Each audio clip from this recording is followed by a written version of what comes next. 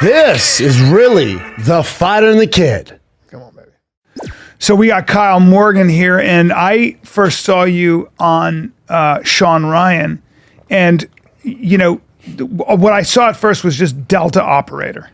And Bryan was rock hard right away. I got rock hard. He sent me a right picture. away. He was like, "We got to get him on. We got to get him on. Look at his shoulders. Thighs." I was like, I don't. Yeah. I don't think that's the reason we should have him on. Well, yeah, I didn't. At first, I didn't. I was like, Delta Force, I don't care. Then I saw your thighs and your apple bottom, and I went, let's get this You're juicy like, whatever it cutlet on takes. here. Yeah. That's right. So, but yeah, that's literally what I was intrigued with was the fact that you had been out of Delta for such a short period of time. And we hear a lot about like different things, but you guys are kind of you're whispered about, like the unit is whispered about. Like the Delta Force SMB or Special Forces like in general? the SEAL teams have gotten a lot of press. They get a lot of... Isn't that, sorry to interrupt you, but isn't that weird? Like, I think now because of podcasts and YouTube, and there's all these personalities that came from Special Forces, like obviously Tim Kennedy, Jocko, Sean. Andy Stumpf. Yeah, Andy Stumpf. Yeah, Sean. Like now there's a voice for it, and obviously because it hasn't been talked about really before. Like when I was a kid, I had no idea. I just thought you guys were badasses. I had no clue what you did. Now there's a platform where you guys can discuss it, but it has to be weird too, right? Because really not what you guys. It's kind of like it's kind of like Fight Club. You don't really talk about it. It's the quiet professional, right? Yeah. Like that's like a motto of Special Forces is quiet professionals. And, that's why I always want to be extremely, like just in tune with why I'm grabbing a mic, right? I don't want to just throw hot air out there. I think there's specific things that I want to talk about because we have our greatest generation of warriors that this country, arguably the world has ever seen with 20 plus years of being in combat, like steady combat. I didn't join during peacetime. I was at war my whole career or training for it. And, the stories and the lessons that we've learned. Could I just say something? Being able to share those with everybody is our, I feel like it's another, and not everyone, is meant to be out into the, into the public space and can articulate a certain message, but the stories and the resiliency and the burdens that we've carried, we're sharing those. Yeah, I think it helps you talk about it. Let me just say this, because part of your introduction I want to say is this. What I actually think is relevant and I think is important, and what I think a lot of people don't realize, is that never in the history of our country, and maybe any country, maybe you could go back to Roman times, but never in the history of really any fighting force or any country have so few men, and I'm speaking specifically of tip of the spear, tier 1 guys, so few people, primarily men, done so much up close and personal combat in for such a long period of time. And one of the things to keep in mind is that since 1978, when Delta was formed, maybe 77, there have been, when he joined in 2011, there weren't even 1,000. Not even 1,000. No, so, but that's why I think it's important that you guys, there's a happy balance there, right? Like, obviously you're not doing it, come on, for Instagram followers and stuff like that. Obviously there's a message, there's a reason behind it. But I think it's important that guys like you, like Jocko, like Tim Kenny come out and do share these stories to a certain extent. Because you guys, like, as far as like athletically, the things that you do, it's nuts. Like, obviously Bryan says tip of the spear, but I mean, I think it's good that society sees that there's guys like you. Like, you're a 1 of 1%, man. Yeah. Like, there's like, people look up to like the athletes, like the LeBron James and the Tom Brady's and stuff. You guys are no different. You're just as rare. But there's a big difference also between Delta and just a regular Green Beret, a SEAL team guy. All due respect to those guys. But that's what Delta's I'm saying. Like that's what I'm.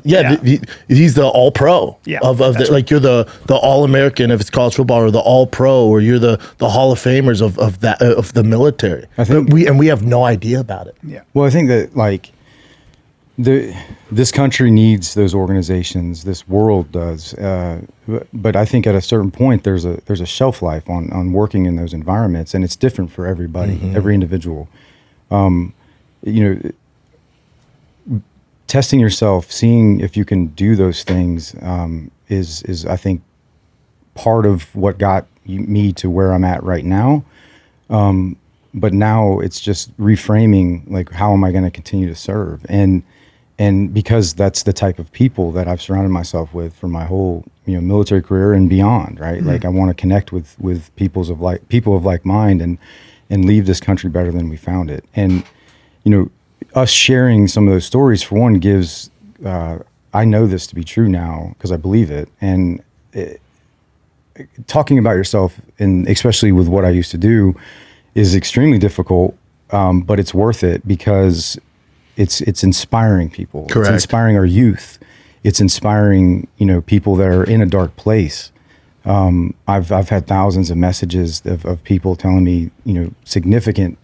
I can't read all of them anymore, but it's after the Sean Ryan show, like, because of that, the real message that I wanted people to deliver is like, yeah, I did all these great things. Humans are capable of extraordinary things for good, but also for evil. Yeah. And I started to believe that just because I was still here, like maybe I'm just more evil than them.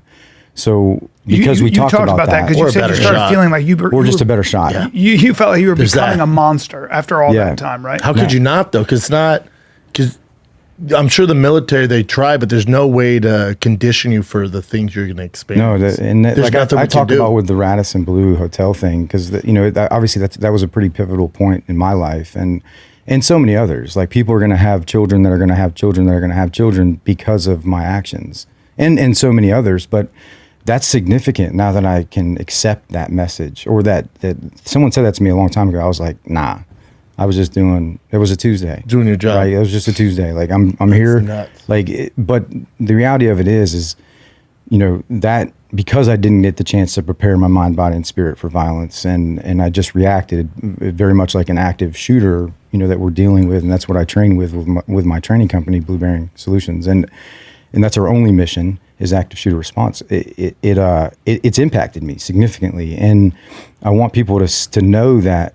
Yeah, this is what we can do for good, but also the evil that we've seen. I don't need you to have to see it to learn the lessons that I've learned. Like if you're willing to, if you're willing to share, like I am, and others are, for the right reasons, like we can help safeguard some of that and just learn from each other, and then be a positive male and female role model for our youth. Like you talked about the athletes, right? I feel like that's something that's missing. I'm only 39, but I feel like that's something that's missing from our society is these positive male and female role models that I say it's a we problem, but our society can't change the way that it needs to change without us doing that and protecting and developing our youth. So when the youth looks at like their role models, like if your role model is Kodak Black or this rapper who's acting like an asshole every day, like the more that kids are exposed to people like you, like that's we need the role model. Well, the lessons, like life is a bitch and a kick in the nuts. And I think if you don't have your priorities in place, I deal with this with my kids all the time, because I don't think that a lot of what they're learning in school is helping them, preparing them for the 21st century economy of the world. That's on you, Of course it is, but but I'm waging a war against a lot of the things I disagree with, and the value system that's being passed down. From so that's LA too. Yeah, it's LA.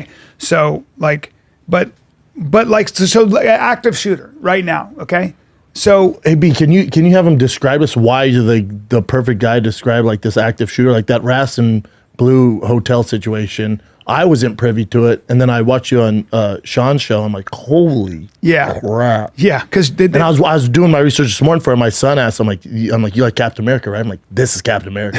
He's real. Yeah, this motherfucker's real. Yeah, because and you so into it. I'll preface just a little of it. Yeah, three guys. This Al Qaeda guy plans it. They go in. They kill 20 people more plus. Okay, one American.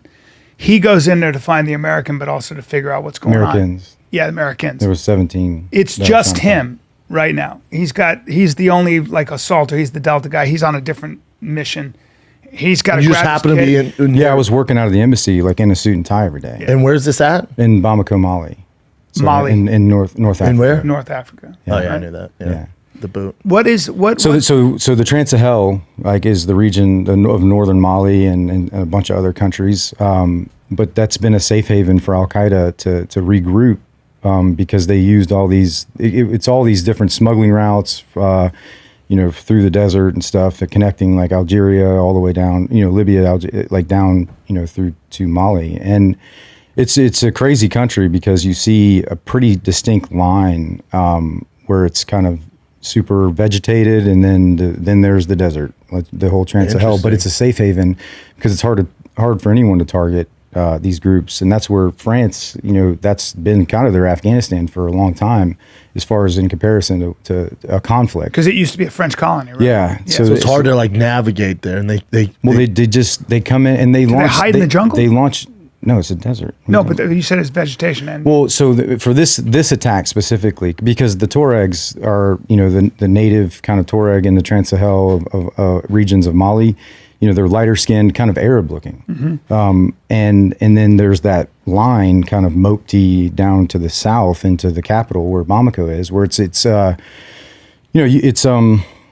black. It wouldn't. Yeah, it's like it's sub-Saharan versus.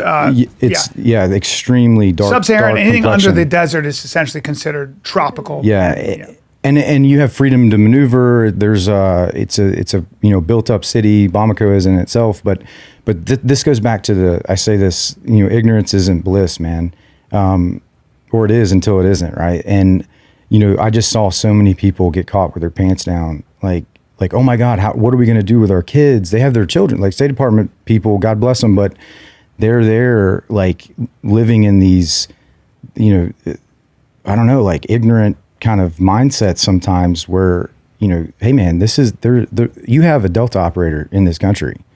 There's not that many of us. Like something's fucked up here. There's a reason there's a Delta operator. If you're there, your spidey sensors. People were just like, well, and then so beyond that attack, I stayed there for almost 4 more months by myself, fucking unraveling, because up to that point, no one had left my team house or room house in a kinetic fashion, like throw your kid on and go, right?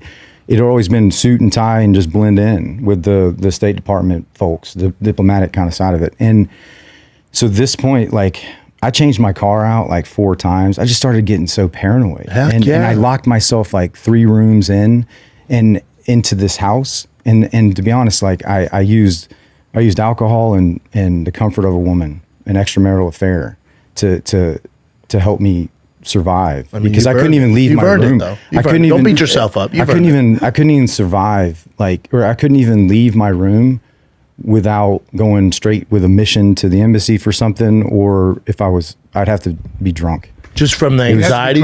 Just from the anxiety of... Yeah, because if I were going to use a metaphor of like my mindset and the trauma that I've encountered my whole life, like I was at that point like a dry bushel. And the Radisson Blue for me was that spark that lit that thing on fire. Right. It wasn't just one event. You didn't feel proud of that moment? Is it hard to? I think there was, certain people. When the minute he got there, How many guys? So it was 3 guys but they already killed 20 people. They had grenades. They were really trained. When he got there, he engaged, and he ended up. So he engaged, and once he barricaded them, no other hostages died. Then he waited for a backup from. No, I continued, and then I went and cleared. At that point, once we locked them in, I went and kicked in. I kicked in like 54 hotel doors that day. And these are like stout double locks with throw latches on some of them. And the reason I even know, like, one of the doors I kicked in, like I kicked it in and it broke all the latches, but I cleared the rest of the room. And there was a person that was killed right there in the main foyer area of his room. I look back at the door because it closed on itself, right? It has the shock and it closes, and I was looking for holes through the door because he got shot right in the face, and I was like, what was this? But I just continued to move. But later on, I went back into the hotel with the FBI, like days in and out, like in an unhealthy amount. I think trying to make sense of all of it, but. They basically knocked on the door lightly, and then whoever answered the door, they just like shot through the crack. Jesus. And then it closed on itself. Because I broke the throw latch on that door specifically, so we had it engaged. But yeah, because I just kept telling people I saw people like tying bed sheets together, trying to get down, like 7 stories up. I'm like, bro, like fucking stop. Like that didn't even touch the ground, first of all, and that's you're just gonna fall to your death. So But they stop it. probably panicked. But I was like, hey, you know, barricade yourself in your room and don't open the door for anybody. And anytime I could communicate that, like, and that's what, you know, when I teach active shooter response stuff and other organizations, I'm not the only ones doing it, but, you know, there's a moment where you could escape, but at a certain point you have to barricade yourselves at schools specifically. Yeah. Like the lockdown procedures and all that. Like it's important that they rehearse those. And I hate to say this, almost like a fire drill. Because just like anything, you got to drill it. Right? Schools are starting to do that. Like it breaks my heart. That's I focus on schools specifically because, and I think taking it a step further, I focus on like our K through 5 schools, correct, in middle. Because if I'm going to be if I'm going to go and pick a target and want to make, you know, as much impact as I can, it's going to be the softest target I can. Correct. All right, fellers and ladies, let's take a little break here. Now, I want you to close your eyes. Imagine what you'll look like in 6 months from now. How's that hair piece looking, huh? The same? Probably not if you're already stressing about it. Your hair's starting to look like George Costanza. You don't know what to do. Well, picture yourself if you started using Hims. That's right. Picture the same you as before, but with much thicker, fuller hair. You'd be correct if you're using Hims. Avoid looking like Brian Callen. Avoid looking like the wet bandit from Home Alone. And you can make it all happen in 3 to 6 months. All right? 3 to 6 months. So if you're ready to start, get going on your hair. Hims provides you with a convenient access to a range of hair loss treatments that actually work, all from the comfort of your couch. Hims makes treating hair loss simple with doctor-trusted options, clinically proven ingredients like finasteride and all the good stuff. And it can regrow your hair in as little as 3 to 6 freaking months. All right, choose from the personalized chewable, oral spray, serum treatments to find what works best for you. Process super simple, 100% online, so there's no uncomfortable doctor visits. Answer a few quick questions. A medical provider will determine if the treatment's right for you. It probably is if you're worried about your hair. If prescribed, your treatment is sent directly to you for free. No insurance is needed. One low price covers everything from treatments to ongoing care. Hims has hundreds of thousands of trusted subscribers, and they can help you get your confidence back with visibly thicker and fuller hair. So start your free online visit today at hims.com/fighter. That's HIMS.com/fighter. Hims.com/fighter. Results vary based on studies. Topical oral monoxide and finasteride prescription products require online consultation with healthcare provider who will determine if prescription is appropriate. Restrictions apply. See website for full details, important safety information. Hims.com/fighter. Can I ask you a dumb question from a guy who's watched movies? But I'm really serious about this question. Here we go. Yeah, I know. Get ready. You go in. I picture Kyle Morgan, Kit, Delta operator. Bop, bop, bop, bop, bop. You don't know how many people are in there.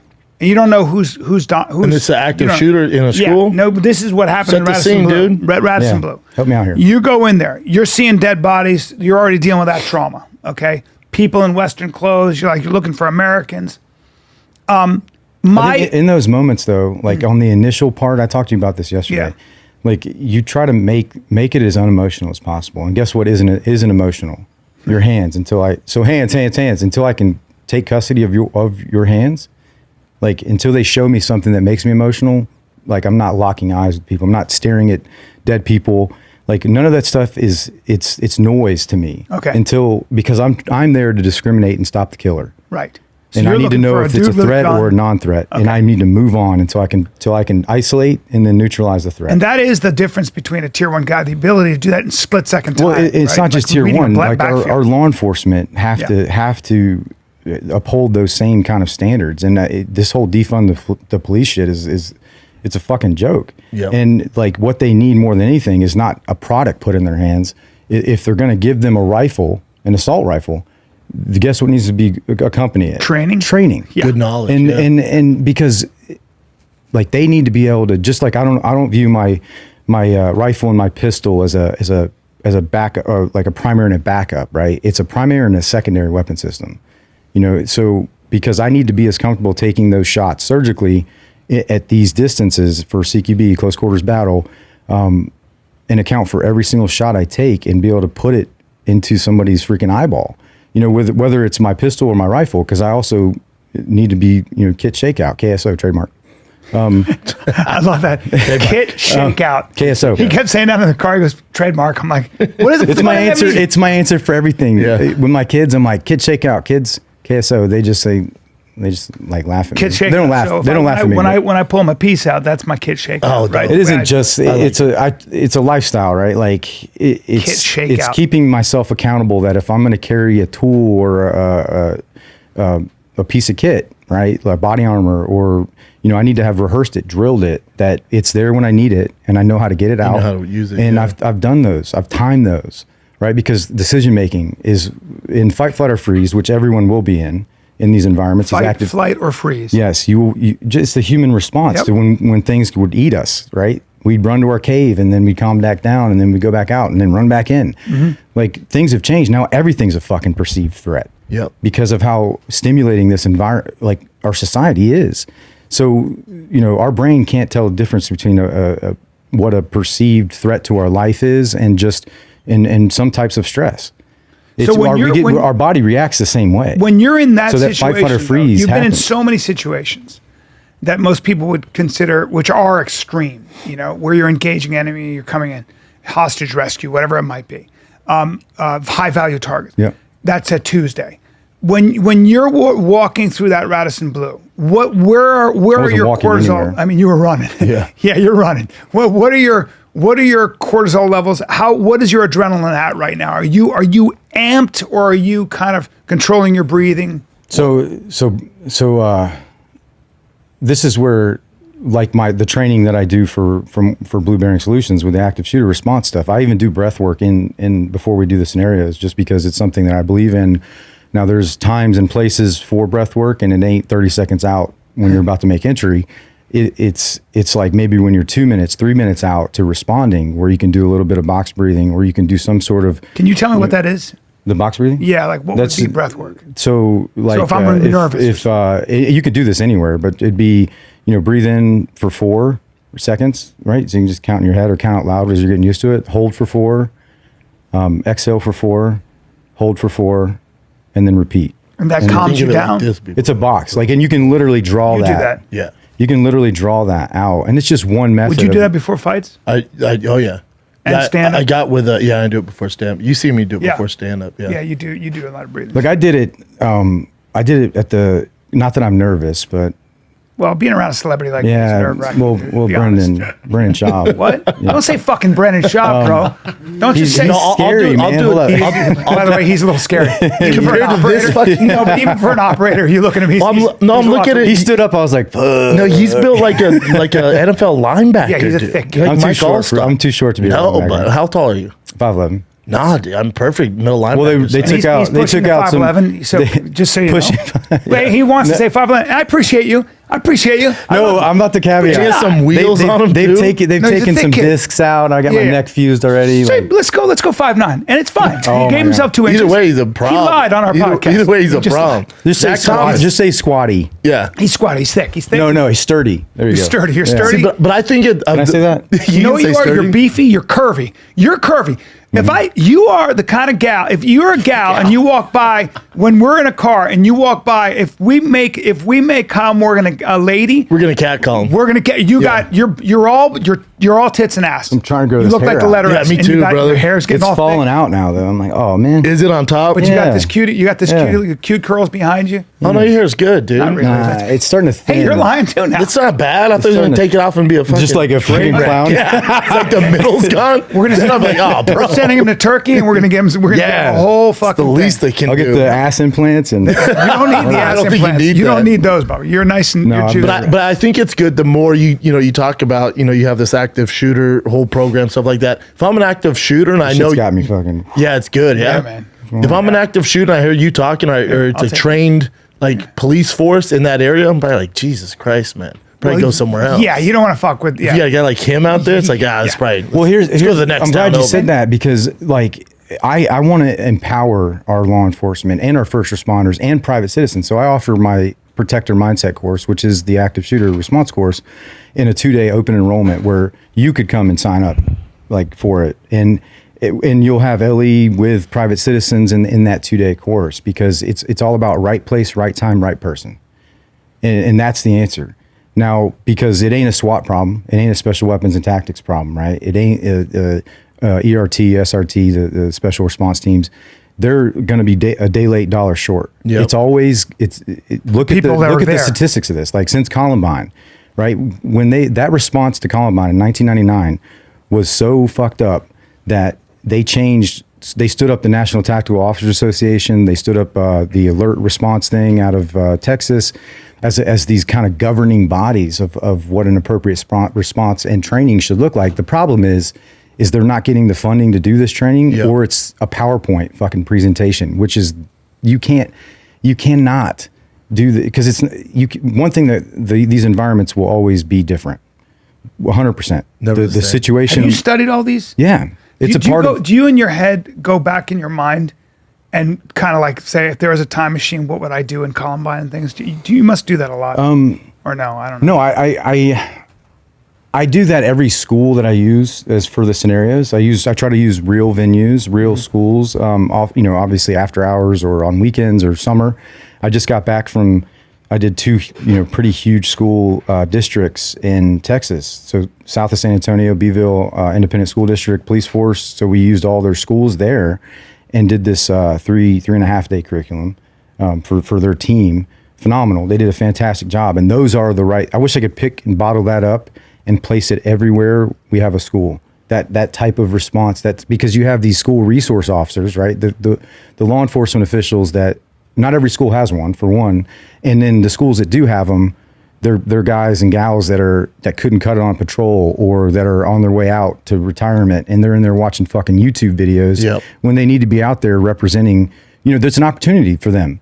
They're interacting. They need to be the right person, right? They're interacting with our children. They could change this narrative of fuck the police, or whatever. Yeah, it's insane. We need the police, and we need the right police You need officers. the right people, and then you also need them to have the proper training from They need guys to be like empowered. The resources. How the government doesn't give the resources, but you want to send $1 billions trillion to fucking Ukraine. No. What about here, dude? Well, Drives me fucking I nuts. also my think mind. the training is like it's hard to get good at this stuff. Because That's what I was getting at.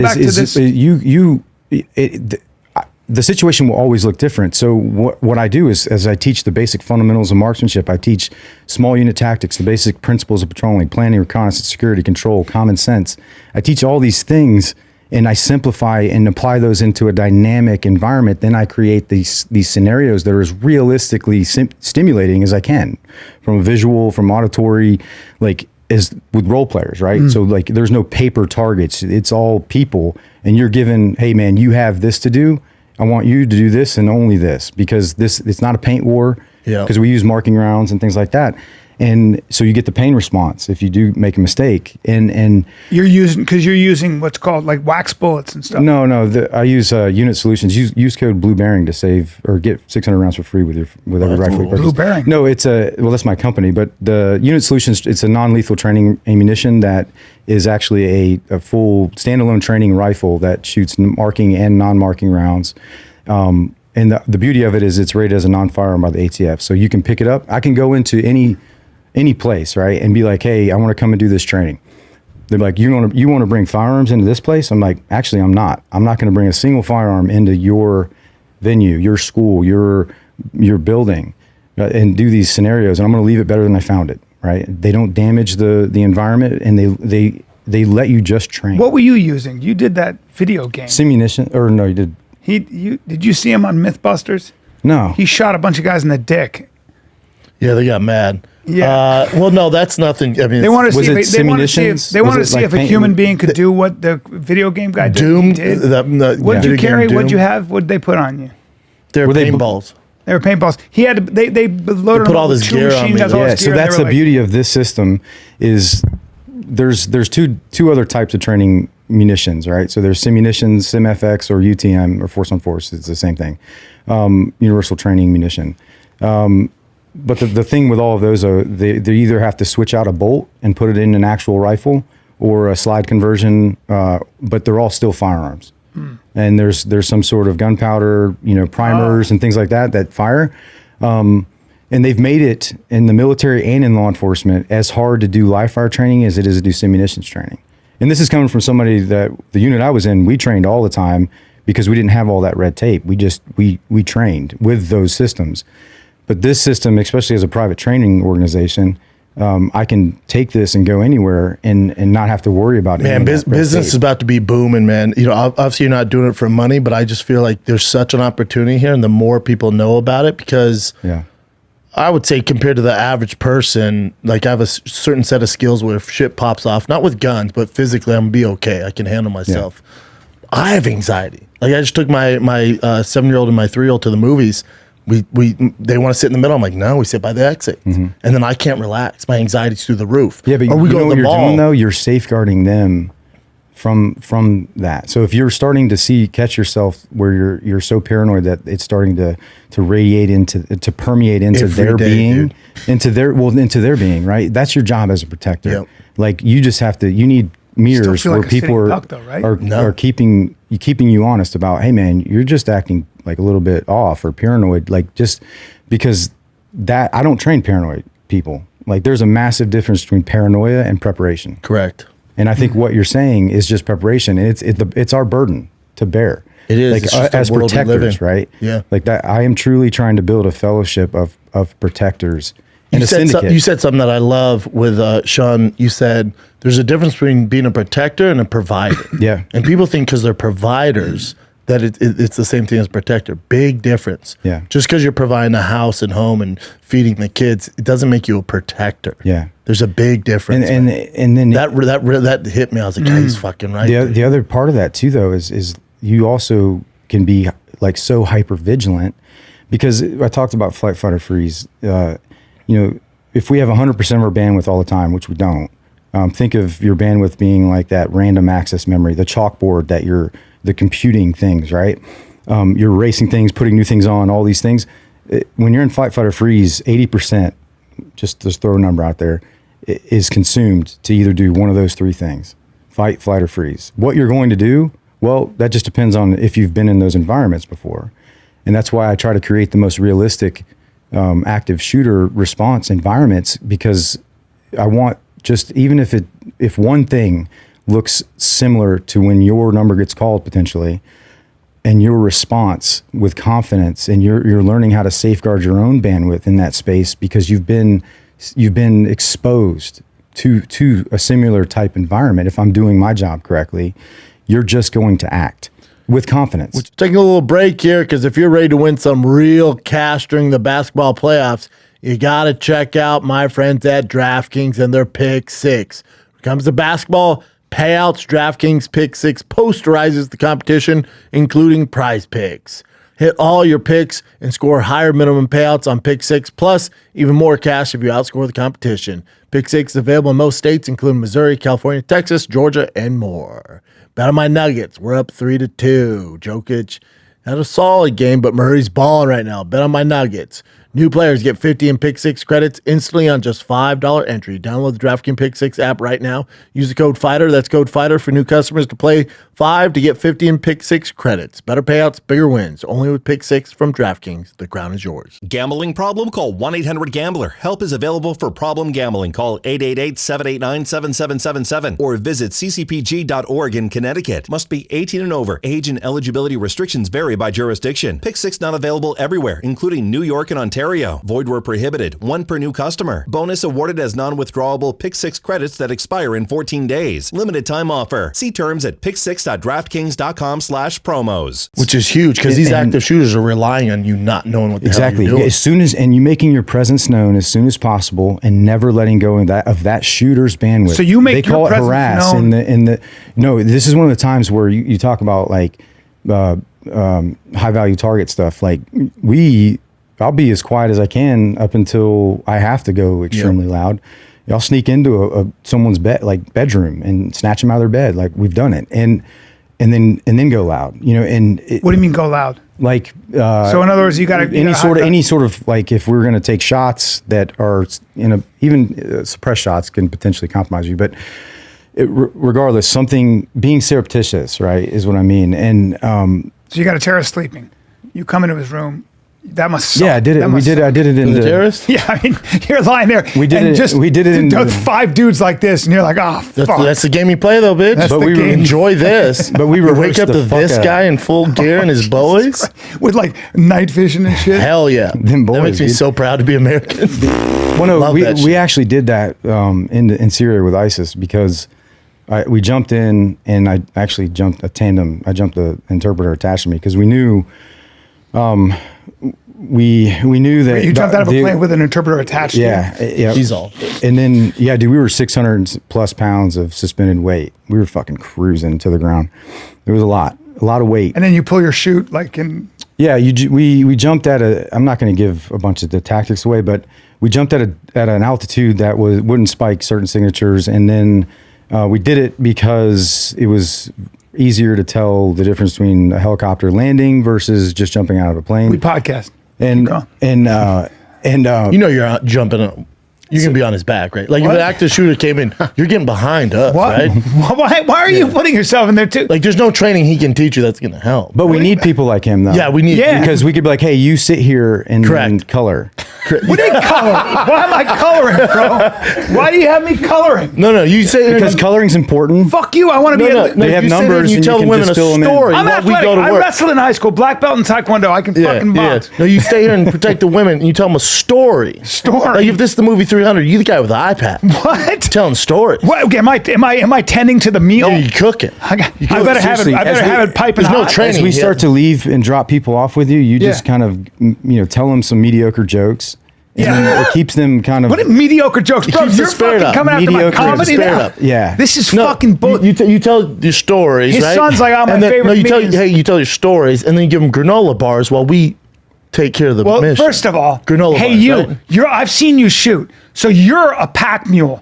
You're a No, big, strong guy, and they're Daddy. going to load you up with all the fuck. Daddy, no. You're not going in there with guns. You don't know Dude, guns. 1 hour with this guy? Get the fuck. true. You're carrying all their gear. For Put sure. the I'll be fucking the stuff mule. on the pack mule. I'll be the mule. Yeah, and you're going to be like this. Well, we need somebody like that too. I know. It's an important because job. all this shit people want to throw at the problem, like shields and fucking this and that. Everybody wants to capitalize on these active shooter environments by selling some sort of product without Yeah. the proper training. Right. Because, like, what's a tool if it's not where you need it to be when you need it? Well, right. he's And gonna if you run out haven't of- practiced, but- like when we started, hold on a second. Yeah. Hold on a second. when we practiced or coming back, like shields, doing hostage rescue with shields was something that we didn't really do that much of, and because it's heavy, they're cumbersome and burden. It's. But then coming back from the Radisson, like the only way we were able to get so close to be able to actually drop an offensive grenade on these cats was with a full body shield that got shot 6 times from a foot away. And my whole point of this is coming back from that. There was a couple things that I brought back and lessons learned, and I talked about them at the organization I was in. And it was hostage rescue in a fire environment because I had to go into a room on fire, and I almost died doing that because I'd never trained in hostage rescue dealing with fire. So we started training with FDNY, Rescue 1, 2, 3, 4, phenomenal. Forcible entry, fire rescue stuff, it's fucking amazing. But we came back and started died from training, the heat from the smoke and the smoke inhalation stuff. But and then the shield piece, like I started just doing everything with shields after that, just to see if it's feasible, right? So fast roping, I would freaking sling that shield on my back, like fuck, dude, and because it's got to be there deep How much into the does that weigh? target. It's gotta be It just depends. I mean, if the level 4 stuff, like it's heavy to be able to stop like a green tip or a rifle round, a 5.56 round. You need a level 4. So how thick solid is it? plate. Is it metal? They have some that are metal, but I'm not it's I'm like not a different science alloy, guy. different But alloys. sure, Yeah. sure. Yeah. It's He's on what? Hey, but I will say this: get off the but the shield, shield, right? Get off the the shield, shields, bro. like if they aren't, I think it's NSIJ. It's like the judicial kind of process that you go through to get the certification that it's approved to stop So you those. guys are always changing. You're always thinking of like you have have to. that That's how you- experience. that's now how- you're but you adapting have to to. that. That's you how, go back to the unit and you that's go, how this is what I learned. you remain a relevant fighting force. Because if you think you've made it, and this is I think a great life philosophy For sure. then you're just a sitting duck and you're a liability. Like I have not arrived. Like I've tried to embody that every day, and not until I'm in the earth and in heaven, because I'm going to heaven now. Yes, and I'm not even saying that as a joke. Like, no, you're getting there before us, my man. It's one of those things that, well, fuck, dude. I thought for sure, like, I'm destined to die saving this country or saving someone else or for my own glory. Does it frustrate you because you have going to hell? Going to hell. You thought you were. Oh yeah, because you have taken the ultimate sacrifice. Does it frustrate you when you see like kind of things in America now? You see people taking a knee, or you see people, just not embracing America, and you've done the ultimate sacrifice and you've paid dearly for it. Well, it doesn't you think about like it. The people expressing themselves, I feel like it's an opportunity for them to express. Sure, some things are inappropriate versus there's timings where they can be appropriate and have a significant meaning to a bigger message, right? Mm-hmm. And I'm all about that. And because I used to idolize, right? Not just a unit, which I did.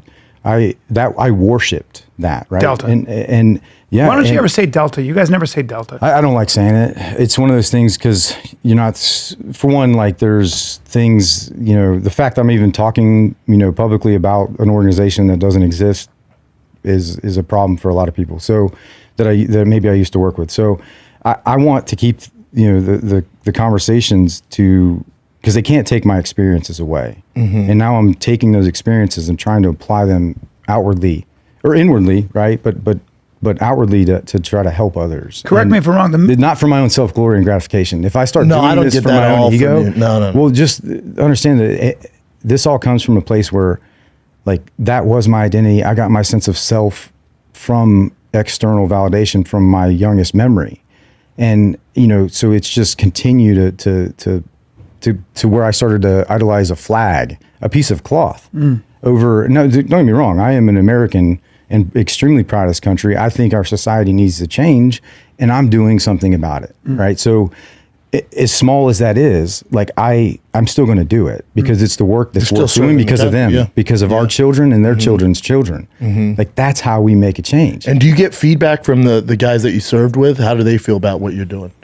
It's one of those things when you're there, like you got the blinders on, like it's like a divorce with a restraining order. Like you leave that place and it's something. You're out. You're out. Really? Because you guys are such a tight unit. It's like there is a big veteran like unit member following, but I think because of, don't get me wrong. Like I've been arrested 3 times since 2016. Like since the Radisson arrested.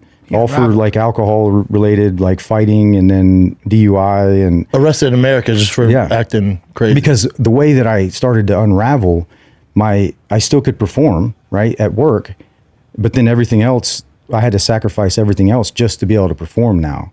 Because everything became so much harder from a cognitive, from a psychological stress perspective. Everything was just so much harder after the Radisson, like I said, that dry bushel got lit on fire. From experiencing that. Well, really the real damage I did was the days after. Like, how so? The way I responded to reacting and did you trying to cope. Failed or what? Yeah. Why? Because you couldn't account for certain rounds?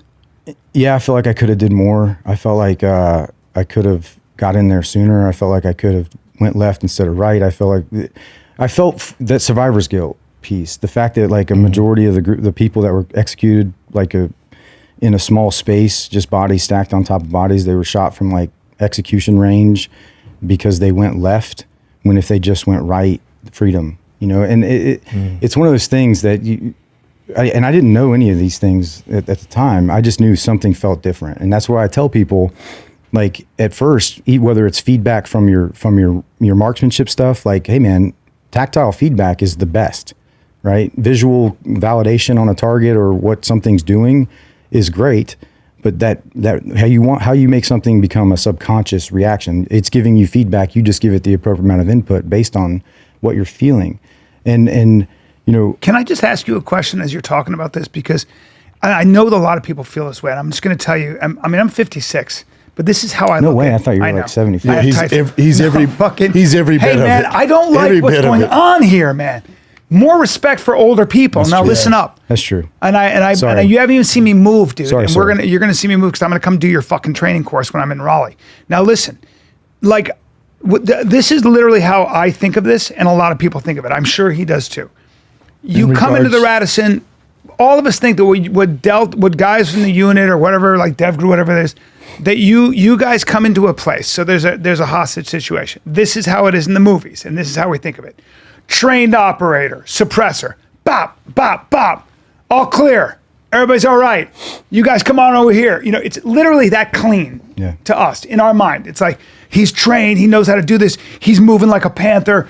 Bop, bop, bop. These guys, and what happens? The bad guys in the movies come out. They're like this, and they die. Like they get shot. And they. I think it's more complicated than that. Yeah. I know, but this is what we're sold, and this is how we look at these things. It's also what you're consuming. It's what we're consuming, right? So in my mind, I have this very clear picture. Yeah. Then you start talking though, and you're talking about fire. I know, maybe because you fought in the octagon. I don't know. I don't think it has anything to do with it. I think I might have part of it because you never underestimate your opponent. Never. Like never. Yeah. And it never goes the way you think it's going to go. People that go into this with this conception that we're just going to come in here and pop, pop, pop, whatever you were doing over there. Yeah, well, that is what you see in the movies. I was shooting like this. But kill shots. Like, bop, bop, bop, bop. By the way, Brian's all rat-tat-tat. You come in, you rat-tat-tat. John Wick, all the movies we see. Yeah. Even Zero Dark Thirty. But even for Keanu Reeves to be able to do some of those scenes, the amount of effort that he put into that. Oh, yeah. Physically. It's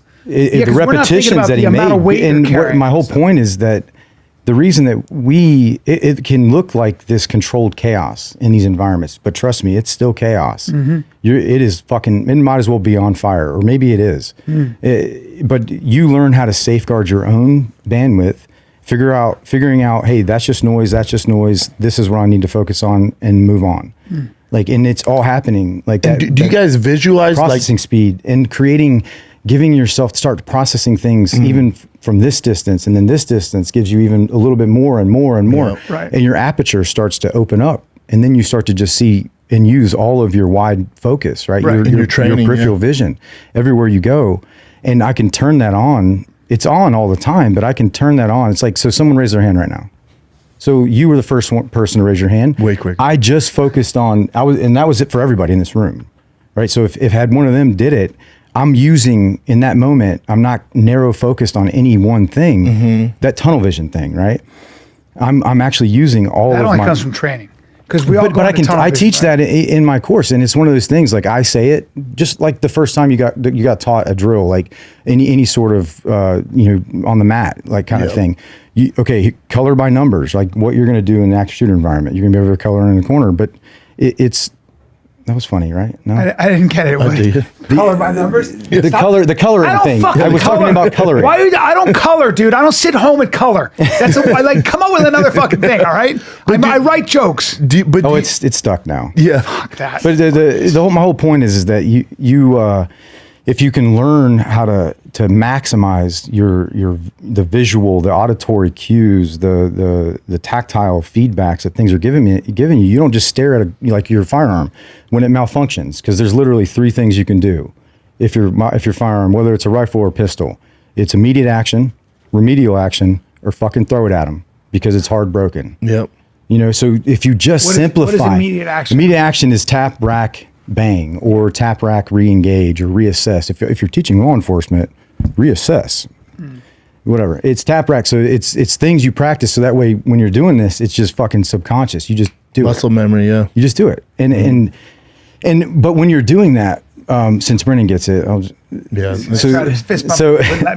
when you're doing this stuff though, if you just simplify, some of these tactics, techniques, movements, thoughts, ways of processing, like it allows you to go into the chaotic environments, and it appeared, it's almost like this beautiful dance, especially as a collective team, right? Us moving well, shooting well together, communicating, shooting, moving, communicating.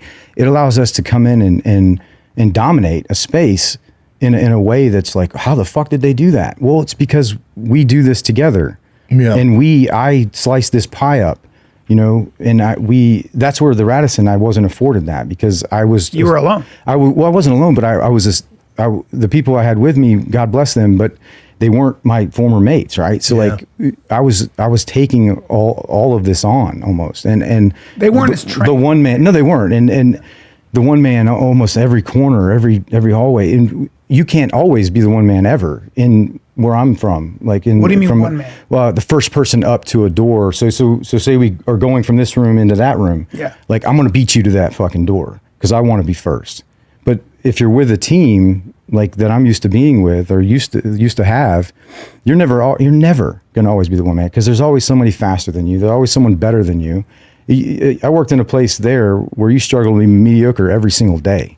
Every single fucking day. Everybody's a specimen. And every day you're there, you may have one success, what you measure as success, but you start to lose sight of like who you are, and how capable of a person that you really are. Yeah. So that's where I say because you think of yourself as part of that unit.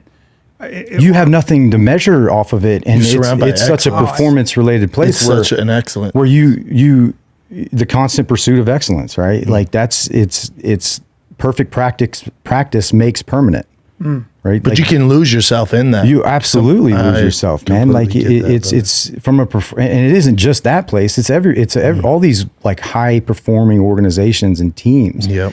Like that's where I tell people there's a shelf life, and it's in law enforcement too. Like there's a shelf life, and then the trauma aspects of everything. Everything I did would kill me, whether it was training or in real life, or gunshots, or like some sort of infill technique. Like everything was so high risk, right? That becomes I can't feel for a period of my life. I just couldn't feel unless I'm doing something that's relatively that's why I started drinking and drugging. I get it. Because it was like, fuck, dude, I can't ever get to that space anymore, and I don't feel a fucking thing. Yeah, chasing the dragon. Yeah, There's exactly. no way to get it. You get addicted to the juice, and then you have to keep upping the ante. Kind of danger. Yeah. I mean, well, I think with alcohol, it's one of those things where I'm not talking about alcohol as the juice. I'm talking about the adrenaline. Oh, I'm yeah, talking yeah, about yeah. The danger that you have to feel, because you were talking about the just. You don't the even amount- realize it though, but yes, like I would never have considered myself an adrenaline junkie because you feel like the stereotypical adrenaline junkie. You're like, oh yeah, that person. It's just such a normalized way of living, like enacting, and then that starts to just become who you are outside of that place, and there is no line. Yeah, that's your so norm. then your family, like I couldn't find joy and even like and patience. Like I would just be like, what the fuck? They don't know how hard it could be. Yeah. And that stems from how I was raised too, but they shouldn't. Fuck that. Why should they ever have to feel why Thank God they don't. like thank God they don't. Like why what way am I thinking when I'm like, man, they don't know how hard it could be. Why are they complaining? But don't you have to be that way, and that's the burden you carry, right? No, like you to don't. do what You don't have to be that way. I think there's an be at element your of level. that place consumes. Working at those levels will consume you. But I firmly believe this, and I will say this with confidence: the guys and gals that have a deep foundation in faith, in something bigger than themselves, God, come out of that place. Okay. I was not that way, and I almost lost everything, to include my own life. The only reason that I'm still here, and I'll say this, I talked about it in the Sean Ryan show, but I'll be even more specific. The only reason that I'm still here is because God gave me my youngest daughter when he knew what I was about to endure, and he gave my youngest daughter to me at a time that it was already like starting to kind of unravel my marital conflict and my relationship with my children, and my prioritization was fucked.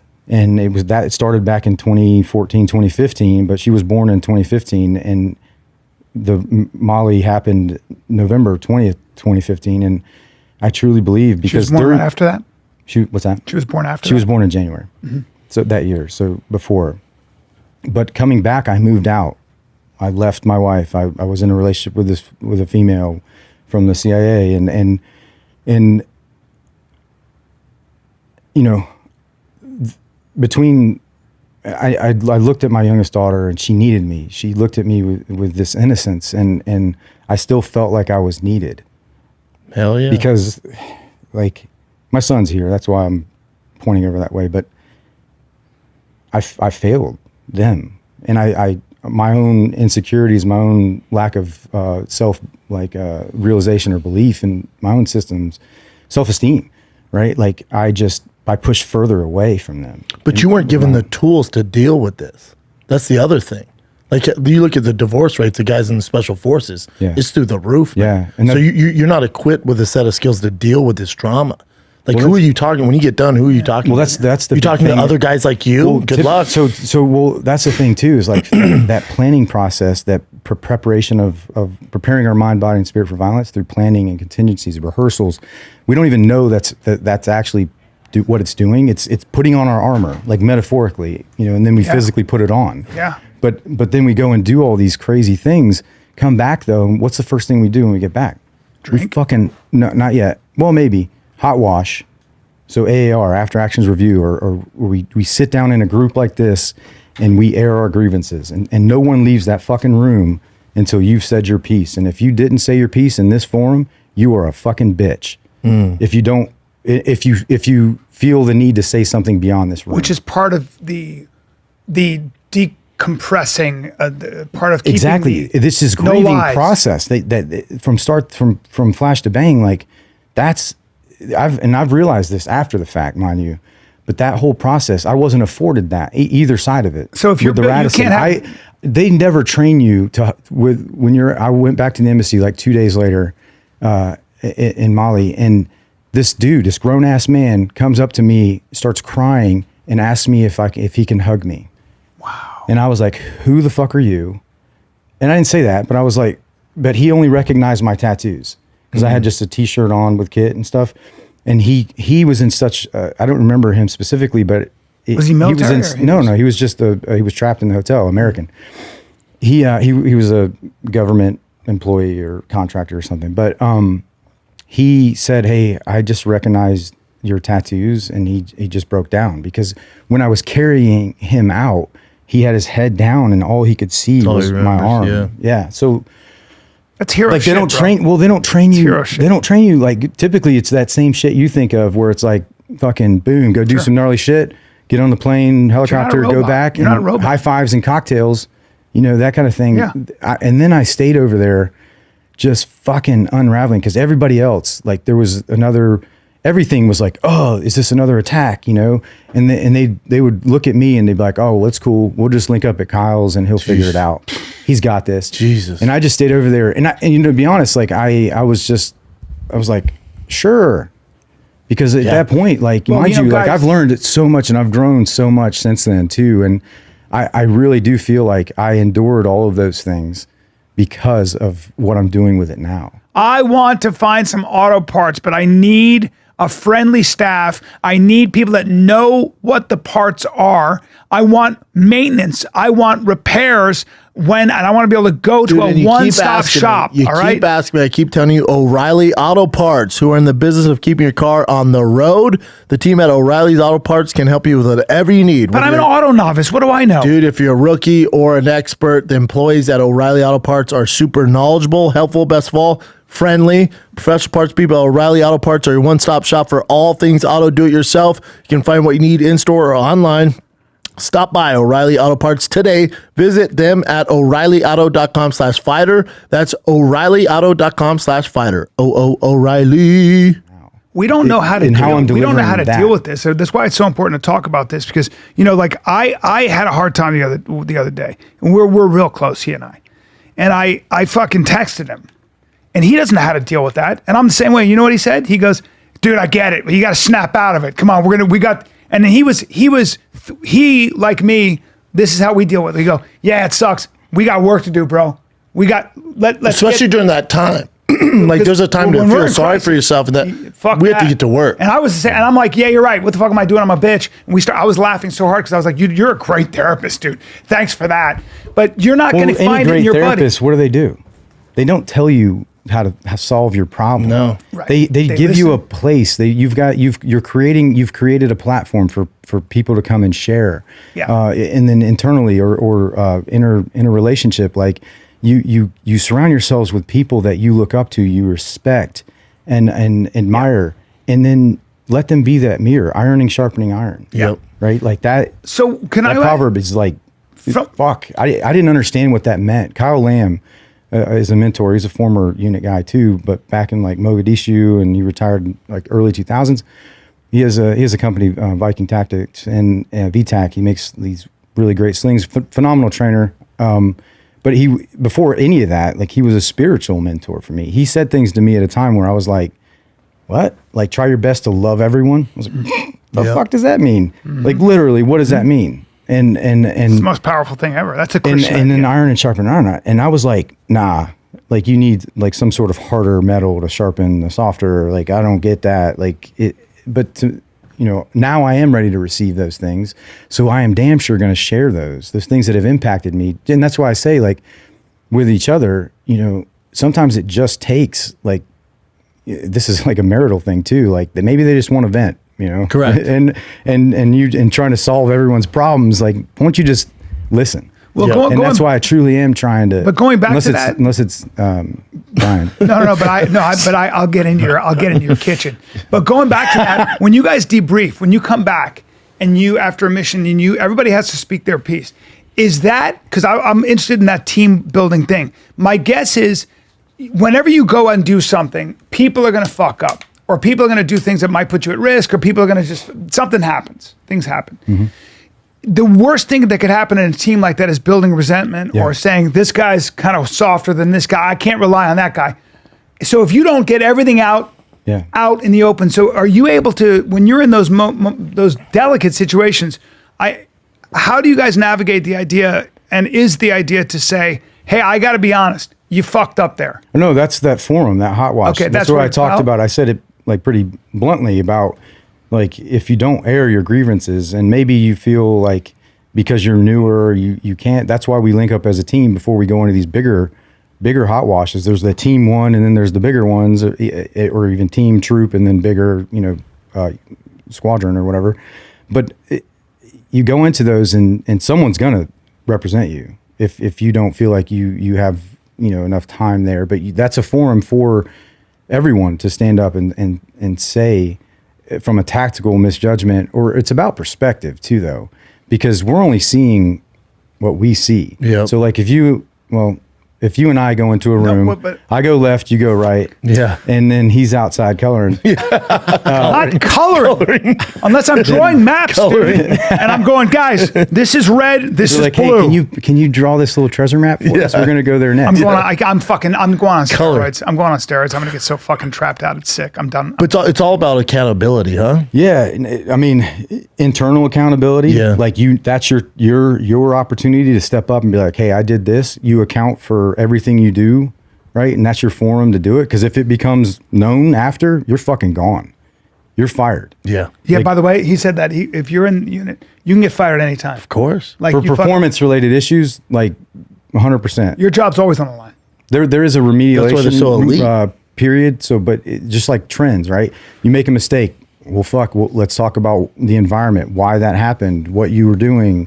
It's a data point for me as a leader. I'm like, maybe they're not sleeping well. Maybe they have some marital shit going on. It's an opportunity for me as a leader to maybe invest if they're worth investing in. Yeah. And the guys that I worked with all were, because they do get the right people together. And it's because the selection process hasn't changed. Can you talk about that selection process at all? Or are you allowed to? You're not allowed to. No. So how did you get You're not, right? No, I'm not. No. He clearly doesn't want to be. No, I know. I'm saying it's you against yourself against the terrain. In an unknown time. What I'm interested in, whoever came up with it is a genius, because they make it so hard that for 1,000 reasons. I've talked to some guys who said, like sometimes Which selection though? Like special forces or? Well, I would imagine for the tier, the idea. Yeah. I've only seen and read a little bit and talked, but like one of the things is like, I heard somebody say, you could be running through the jungle, and for whatever reason, what's up with you in the jungle? I don't know. I like the idea of jungle or a forest, and a branch hits you in the eye. Okay, and then you're out because you just got fucked up. There is a thing. Some people, for whatever reason, see that at a last minute thing and turn their head this much. So the difference might be I didn't. That. I tore a third of my cornea because that's the same thing. Is that true? Not in selection, but in a different training thing. Yeah. Yeah. It was awful. Yeah, but I'm anyway. curious how you got back to so you're with your wife now. Yeah. So this is a God bless her, right? Yes, to deal with, like, she's a badass. And that's the only reason that I can even sit here and say that with confidence and is because of her and her she never lost sight of the pure, loving, like young, spirited Kyle that she started to see fade when I physically went into the darkness and metaphorically, right? Like for one reason or another, like she held on to something, even though I left her the first time, and then we got back together, and then I left her again, and then we got back together when I got sober, which is almost November will be two years, and I almost died from what I thought was cocaine, but was laced with fentanyl. Jesus. Dude. And she fucking flew, and we were trying to date like long distance, but I was still fucking acting out and hiding, right, in my own kind of way, rationalizing all this crazy shit, and she came and just took care of me, man. And she's always been that person. How about that, And, man? How about that? I owe her more than words can describe. I want to meet her, man, because she's here. I want to meet her. Oh, she is there? She's here in LA. Yeah, so we're on a family vacation. That's why, like, we actually, Shorts and let's take a quick break because I want to make sure that are they okay right now? I'll check on. Yeah, I think that's why I understand. I never want to like compare myself to like obviously what you guys do, but a lot of it I just relate to, man. You a lot lived of a it. pretty extreme life, Bubba. I don't know Not why. compared to that. there's That's a so lot of- stupid. I think It's there's a lot just of not the You were a same. fighter. I mean, that's Yeah, a but it's lot. what they do is fucking insane. But It's just a not that different you're level. that different a person. No, it's the same caliber. Yeah, it's person. cut from a similar cloth. Yeah, Just, I mean, you're the same physical. I won't say every fighter, but No, I think yeah, the ones agree. that have the right head on their shoulders, they could definitely do well in those environments. I think. that I mean, worked in. he's. You're. I think if there's anybody I know who was a civilian who, if I had to Are you put a my high money functioning on, yes, something yes, like yes. I was a high functioning alcoholic. yeah. And He's a high functioning. He's an extremist. because I didn't have to like wake up and drink or go to sleep or drink to sleep. Like, but if I didn't have something the next day, fucking party pistols are coming out, dude. Yeah, I get it, And brother. I was just like, and that's why I wanted to get away from my family so I could just do it. Yeah. because I could Not be feel a judged. little bit. Do you think you're an extremist do you think most guys who do what you do are extremists in one way or another? Or, Yeah. Yeah. That's why I talk about that light switch, right? Like I'm trying to build this dimmer switch system. Because you got me. on or off. It's either on or off, and I want to be able to just dim it up or down. Have you always been that way though? Yeah. You have. Yeah. Yeah, I mean, if you look at just the way, I mean, dude, I was kicking indoors when I was 16 years old into crack houses to go grab my sister. I was doing hostage rescues when I was 16, 17 years old. That's interesting. Wait And, a minute. So hold on. We got to back up. Hold on. Some family trauma. Oh, there we go. my first visual memory was traumatic. I mean, Which was what? I was molested by my grandfather. Okay, that's pretty heavy. That'll Yeah. fuck you up. And then your sister was a crack addict. Or She was just drugs. I don't know if it was crack. I say Okay. trap house, whatever Right. it was, just some fucking The dark arts house. Yeah. Yeah. Or going out in the woods to rescue her from the rainbow people or fucking whoever. She was just out there, and I was just felt like this Captain Save-A-Ho. so you were doing It hostage was supposed to rescue. be funny, but it was like No, it is. It is. But I was like, I don't know if I should say this, but I'm saying No, it was good. But just your physicality, you were good at sports? Yeah, I would assume football. I got kicked off of the football team because of my grades. So like I was severe ADHD as a child, like hanging on the window seals, undiagnosed, all that shit, because our family didn't have the means for much, but I could perform, and I so sports was an easy thing. So I played football since I was 5, and I think it was my 10th grade year, I got kicked off the team in high school because of my GPA dropped below, and I just went the other way. I was like, fuck it. And I just started partying more. See, that's such a I just wanted people to like me. I know. I was just like, oh, yeah. But I feel like if you had the right kind Backyard of mentor, boxing, if if you had the right mentor, it's like those kids with that much Exactly energy. right. If you just push them in this direction, I mean, you're talking, dude, and that's where probably goes to the pros, at least goes to college. that's what I talk about with. I had a teacher that was actually a former Army Ranger, and I didn't know shit about the military, but he saw something in me, and he took me under his wing, and he's the only reason I got onto a path between my junior and senior year to actually even graduate, because he sat me down over the summer and was like, Kyle, you're not going to graduate as it is right now, and let's unfuck yourself first of all. But I remember he was a coach too, and I remember he put that time, that effort. I didn't have like any mentors, to look up to model. My father and mother were a fucking shit show, and they still are. And so that's why it's so important that people like us and so many others can step up and be that positive male or female role model. Being a parent, and little things you say, the interaction, especially as you become celebrities, and gain influence, and your spheres of influence start to create. Yes, like your words matter. They always do, but they can mean something to someone else that you may not even realize, and that could potentially change, like it did for me, just because he took those moments to help get me onto a track to graduate. 9/11 happened that year, my senior year. September 11th, 2001, and then I signed up for the delayed entry program into the Army December 2001. But it was contingent on me graduating high school that spring, and then turning 18, and then I left and I was in basic training 2 weeks later. What got you into the Green Berets, and what do you think pushed you into the other stuff? Man, I didn't know a fucking thing when it came to a lot. I was just wet behind the ears, physical kind of phenom. That kind of that set me apart from others because they would haze the fuck out of me. It was like crazy back then in the infantry. I was in the 82nd Airborne, and like you literally I'd be sitting there in the iron chair with my back holding the door closed with two like K-pots, these Kevlar helmets back in the day, and they'd just be quizzing me, putting shit in, taking shit out, just in the iron chair. Do you know what that is? No. So you sit with your back to the wall, and and you're supporting your back on the wall. Your quads are on fire. And and you're just holding that position. The reason they did that against the door, it wasn't because it was the only wall. It was because they didn't want someone else to just come in and see the fucking shenanigans going on in there. And that was every day. But you had the physical constitution to be able to handle a lot more than most people. Yeah, I mean, physically, that's where going back to the sports thing, like I really do. Now, I definitely think that had I had a different environment and mentor, even just one at a younger age, to help kind of guide me and mold me, from a sports related perspective, because I was just kind of showing up, blowing up, but there was no kind of like what's next, at all. So, I'm not saying I would have been a professional athlete, but I definitely would have pursued that. I would have pursued that, and just based on what I ended up pursuing, it's the same kind of mindset of like, what's next? Like, how can I be better? What you do is so physical when you're in the unit, though, isn't it? I mean, the Army's physical. Period. Yeah. I mean, there is standards, especially as you get into infantry, and then in special forces, and then obviously in the unit, that's one way of scrubbing the riffraff out. Is physically, can they do this or that?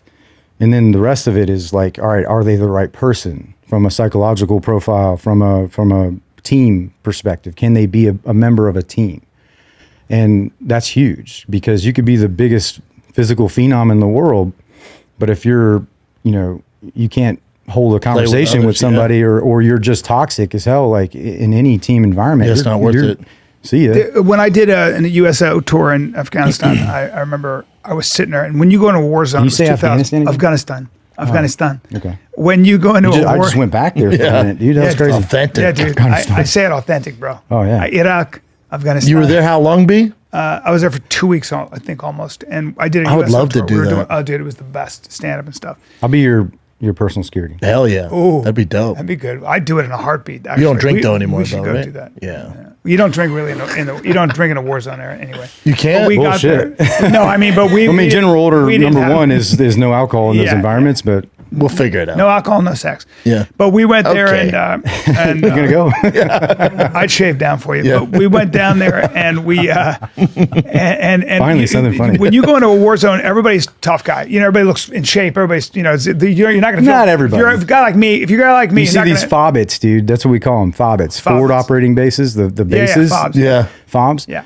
The FOBITs, dude, the people that never leave the wire, but they're just, and you see, it's like going to Walmart at certain times of the day. Yeah, it's warlocks. We went you're right. You're right. Like, how are we the same species? You're like, what the fuck are you doing here? Yeah. And go back to your little fucking hole. Yeah. So I was talking to an infantry guy who was a sergeant, and he's kind of a big, tough guy.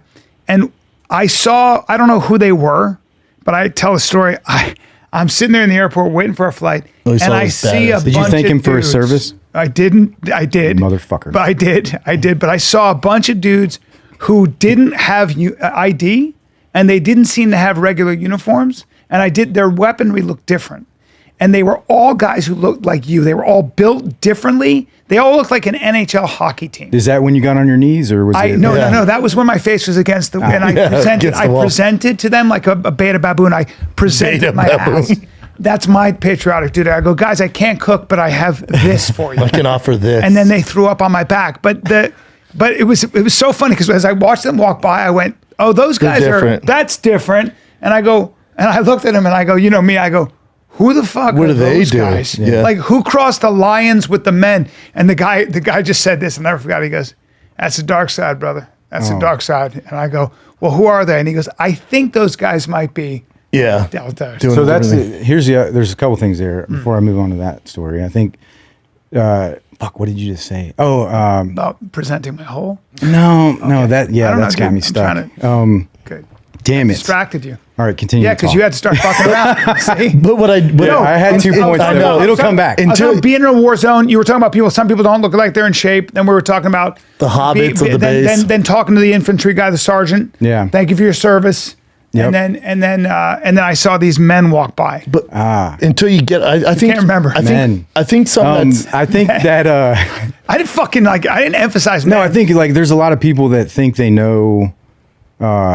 Be careful what you consume, right? We talked about this because there's people. I even heard Andy Stump talk about on one of your more recent interviews with him.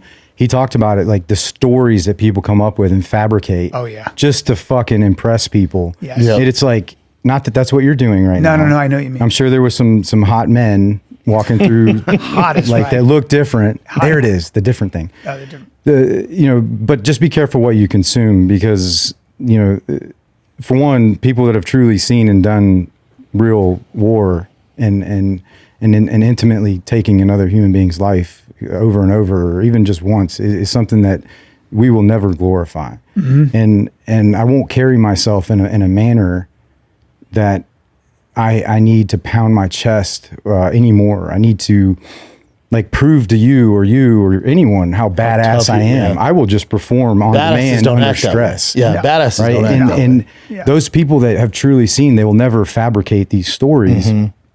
And so I've just heard some of the craziest shit. Andy and I were talking about, Annie Jacobson wrote a book called Surprise, Kill, Vanish. Yep. And she met this ground branch guy who was, she was told he was like this CIA paramilitary guy. Yeah.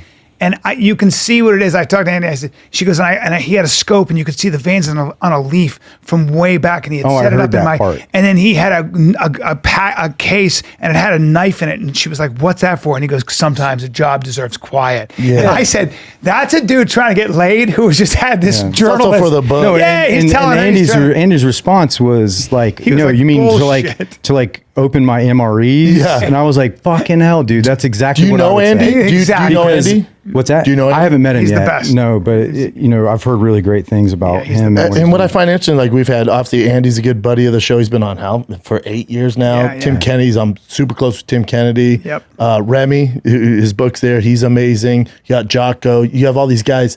I feel like there's such a wealth of knowledge from guys like you that and Matt Bass, like the guys from Black Rifle, who are our boys. They're all humble. The first thing they always say is, but they have so much to give. Like, even though you guys are done serving in that capacity, thank you for our freedom. But the amount of skill sets that you guys have now that can transfer over into the business world and educating people.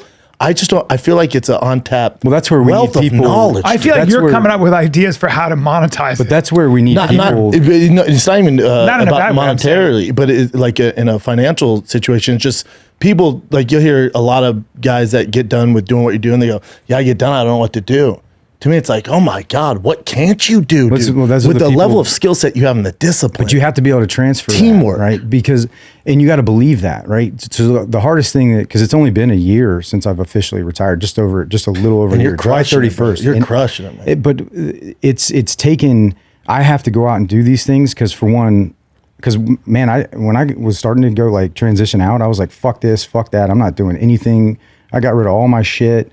But here I am, you know, and because the Uvalde happened, and I was like, this was the mission from a training perspective. It just woke me back up on why. Let's take a little break here because this episode of The Fighting Kid is brought to you by my fave, the best of the best. They moved in next door.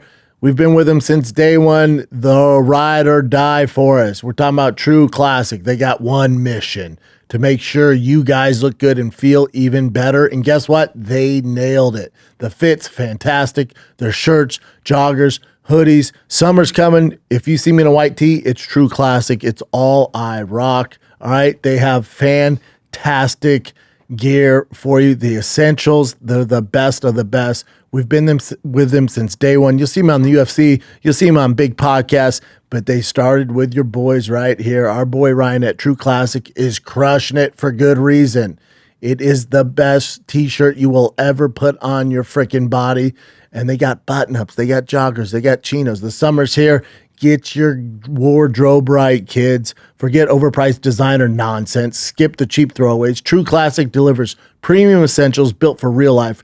Grab yours at Target or Costco, or just head on over to trueclassic.com/fighter. Get hooked up today. True Classic. Let's take a little break here because I'll tell you what's breaking on you, man, is your wiener. Your wiener is so tired and lethargic and like, what am I going to do? I've tried the gas station pills. The side effects were atrocious. I've tried the prescription pills. Not good either. What am I going to do? I'm going to tell you what to do with your wiener. You're going to use Joy Mode Sexual Performance. Oh, man. You're going to use Joy Mode Sexual Performance Booster. That's right. No nasty side effects. It's all natural supplement designed to enhance blood flow, giving you that firmer, more reliable wiener. We gotcha. Listen, mix a pack with water. Feel the effects within 45 minutes. Take control with Joy Mode. Get a boost anytime, anywhere. You never miss a beat. We're talking strong, stiff wieners. We got you, boys. All natural. Joy Mode. It's straightforward. Join over 200,000 million bros who trust Joy Mode with their wieners. Start subscription and save up to 30%. Keep your performance at its best without any interruptions. So if you're looking to take your wiener game to the next level, visit tryjoymode.com. Use the code FIGHTER at checkout for 20% off single purchase, 30% off subscription orders. That's tryjoymode.com. Use the code FIGHTER, 20% off single purchases, 30% off subscription orders. Your wiener will thank you. Enjoy. Back to the program. Parkland school shooting happened in Florida, and I was like, you're waiting on backup while our kids are fucking dying? Nuts. Negative, bro. Like, fuck all that. Like, if it's just me coming in and empowering you and building your confidence that you can respond, and that you, even your basic law enforcement officer is got more training than any of these fucking, like, I say evil, right? Instead of calling it insanity or whatever. Yeah. It's just fucking evil, man. I appreciate that word. And me too. And You're being the too fact kind is, to 'em. like, it only takes one evil person exists. to make evil exists. No, absolutely. Just Sometimes they're just bad people. But a lot of people disagree with that. A lot of people disagree with that what I just said. And I think that's a fundamental difference in my philosophy, that evil exists and you have to accept that. Well, anyway, if you don't believe evil, if you believe that evil doesn't exist, that's a religious idea. You have never, you're living in a fucking some sort of bubble. But also, how's that going for you? How's it going for us? Just saying, it's mental illness. Goes back to this ignorance. How's this going for us? Right. And that's not just, fucking it's just, well, it can't, that won't happen here. Yes. It's just a matter of when, not if. But when you talk about evil, Kyle, it is a religious idea, right? So Yeah. Because to believe in evil means you have to believe in its opposite. And when you say evil to somebody who is not about that, what they say is this. They say things like, well, I would say mentally ill, or they categorize it as something other than them, right? Something other than, like, there's no free will really at the end of the day. And I fundamentally disagree with that on a moral level, because I do think there is such a thing as But evil. also And taking guys that like path, taking that path isn't working. right? And guys like you have been in the theater of war. I've never heard a guy who's like you not say that there is objective evil out there. You can't unsee it, man. And I've seen the worst that this world has to offer. And I could care less if they're mentally ill or not. I mean, arguably, like I've dealt with my own mental health issues, right? And I'm here to tell you, it doesn't have to always be the case. I used to just accept, well, that's just the new norm, whether it was a cognitive decline from blast injuries and psychological, stress, because they also have a physiological impact on you. It's not just psychological. Over time, it fries your amygdala. Being, stuck in fight, flight, or freeze, that 80% mode, like you're that cave, right? You go back to the cave, you reset. Well, what ends up happening when you go back and forth into those environments constantly at those op tempos, then you get this operator syndrome and you get stuck. And maybe it's not 80, but maybe it's 60, maybe it's 40, but now you only have 60% to work with on little things. Like I started developing, I'm supposed to wear hearing aids because I have moderate hearing loss in my left ear and a little bit in my right, but from like bomb blast? From gunshots and bomb blasts and things like that. But constant. It's actually it's coupled with an auditory capacity processing issue as well. Yeah, so like migraines and everything. Well, yeah, chronic migraines, insomnia. I have all the things. So I'm 100% disabled on like one side of my body. So what do you do to combat that? Have you done anything? Yeah, so I've done the plant medicine. I want to get into that. Yeah, I've done the Ibogaine experiences twice since the Sean Ryan show. I went and did those two. What is the Ibogaine again? Can you talk about? So Ibogaine is it's a plant medicine that they've been using for opioid use disorder. Administering, it's one of the only medicines that you can administer. And I say medicine because psychedelics are class 1 legal or class 1 substance or illegal substance. So that means that there is no medical use, right? To be Nixon put it in that whole category, and that was just a hammer. When they needed a scalpel, right back then. And there are some phenomenal, like ayahuasca, and think of ayahuasca being like the grandmother of psychedelics, and then Ibogaine's like the grandfather. They're not to be fucked with.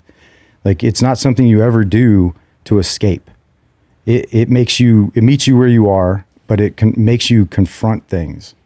And the experiences themselves are long with Ibogaine. It's 24 to 36 hours of being in this environment. You're hooked up on EKG or heart rate monitors.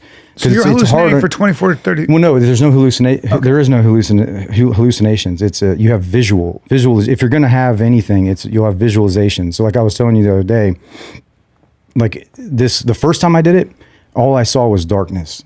And maybe that's all I could handle, at that time. But I think there was an element of being on SSRIs or antidepressants prescribed for 5-6 years, and I'd been on 3. Were you allowed Prozac, to be on, Zoloft. Were you allowed to be on that while you were an operator?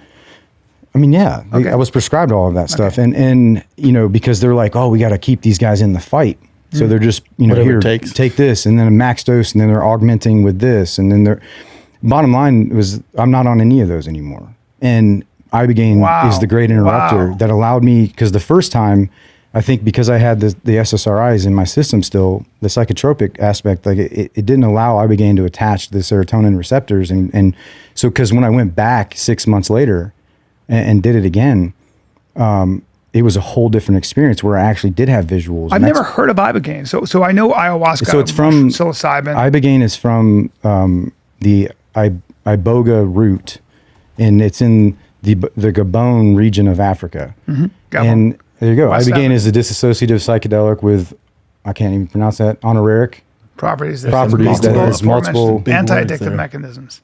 So so that's anti-addictive mechanism. So they call it the great interrupter, man. And it's so true because they can administer Ibogaine in certain clinics with people in heroin withdrawals.